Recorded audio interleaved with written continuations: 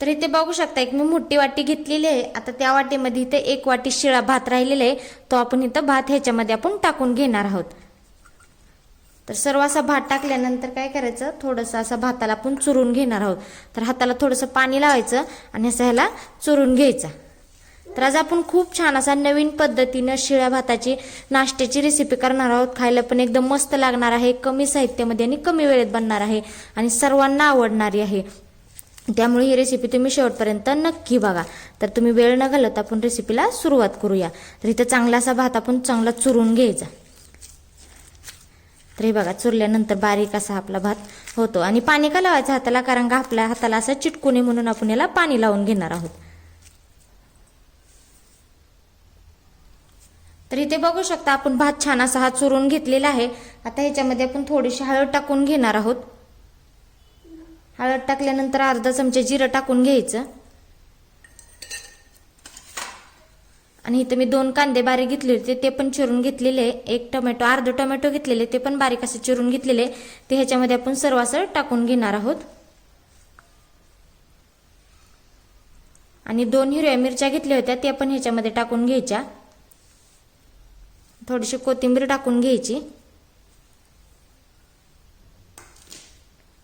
आणि ह्याच्यामध्ये थोडंसं पांढरं तीळ पण टाकायचं आणि सर्व काय करायचं, हाताच्या साहाय्याने व्यवस्थित असं हे मिक्स करून घ्यायचं। तर कांदा आणि टोमॅटो व्यवस्थित ह्याच्यामध्ये असं चांगलं मिक्स झालं पाहिजे। आणि जर जास्त असं तुमच्या हाताला भात चिटकायला लागला ना तर ह्याला थोडंसं पाणी लावायचं। तर बघा आता हे छान असं आपण मिक्स करून घेतलेलं आहे। आता ह्याच्यामध्ये आपण बेसन पीठ टाकून घेणार आहोत। तर इथं मी अर्धी वाटी हे बेसन पीठ घेतलेलं आहे। आपण सगळं एकदम टाकणार नाहोत, थोडं थोडं करूनच आपण ह्याच्यामध्ये टाकून घ्यायचं। तर इथं मी थोडंसंच बेसन पीठ टाकलेलं आहे आणि बारीक रवा घेतलेला आहे अर्धी वाटी, तो पण आपण इथं थोडासाच करून टाकायचा, एकदम जास्त टाकायचं नाही, म्हणजे 2 चमचे टाकला तरी पण चलतो। आणि चवीनुसार मीठ टाकायचं, कारण का भाताला पण आपण मीठ टाकलेलं असते, त्याच्यामुळे इथं चवीनुसारच टाकायचं। थोडंसं तेल टाकून घ्यायचं, सर्व असं व्यवस्थित मिक्स करून घ्यायचं। तर चांगला असा ह्याचा इथं गोळा तयार करून घ्यायचा। आणि जर जास्त असं हाताला चिटकायला लागलं तर थोडंसं ह्याच्यामध्ये बेसन पीठ टाकून घ्यायचं आणि मीठ हे इथं चेक करायचं, मीठ जर कमी असलं तर थोडंसं ह्याच्यामध्ये टाकून घ्यायचं। तर आपण ह्याचा छान असा गोळा तयार करून घेणार आहोत। तर इथे बघू शकता अशा पद्धतीने आपण छान असं हे मिश्रण तयार केलेलं आहे। तर छान असा याचा घट्ट गोळा पण तयार झालेला आहे।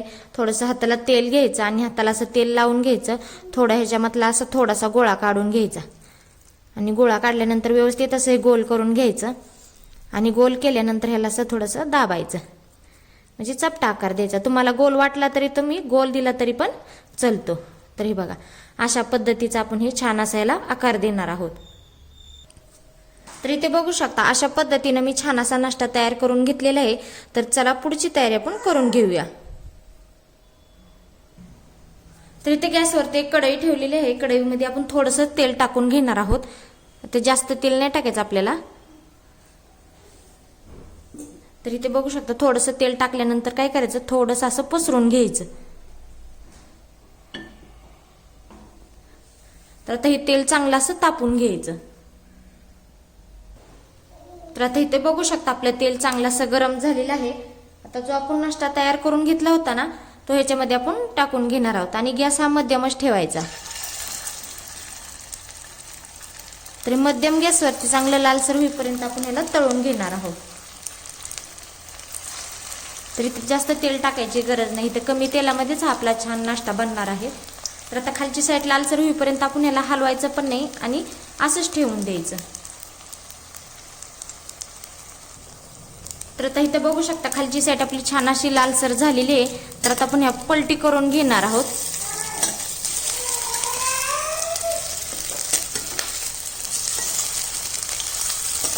तर हे बघा पलटी केल्यानंतर अशाच पद्धतीने चांगलं लालसर होईपर्यंत आपण तळून घेणार आहोत।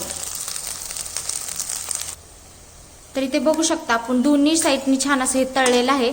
तर आता आपण हे काढून घेणार आहोत। तर छान असं हे तळलेलं पण आहे, आता हे लालसर होईपर्यंत तळून घेतलेलं आहे। तर ते सर्व असं हे काढून घ्यायचं। तर बघा हे किती छान असं हे तळलेलं पण आहे.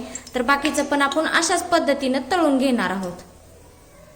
तुमच्या घरात जर असा शिळा भात राहिला ना तर अशा पद्धतीने छान असा नाश्ता करून घ्या. खायला पण एकदम मस्त लागणार आहे. कमी तेलात आहे बरं का, इथं जास्त पण तेलाचा वापर नाही. तर सर्वांना आवडणारा आहे हा. शेजवानी चटणी बरोबर किंवा दह्याबरोबर खाल्ला तरी पण चलतो. तर घरी नक्की ट्राय करा, खूप सोप्या पद्धतीचा आहे. आणि हो, तुम्हाला माझा नाश्ता कसा वाटतो तो कमेंटमध्ये मला नक्की सांगा. तर इथं मी तुम्हाला थोडंसं तोडून दाखवते. तर बघा किती मस्त असा हा नाश्ता तयार झालेला आहे. तर तुम्ही पण अशाच पद्धतीचा नाश्ता करून बघा. चला तर मग भेटूया पुढच्या रेसिपीमध्ये. तोपर्यंत धन्यवाद.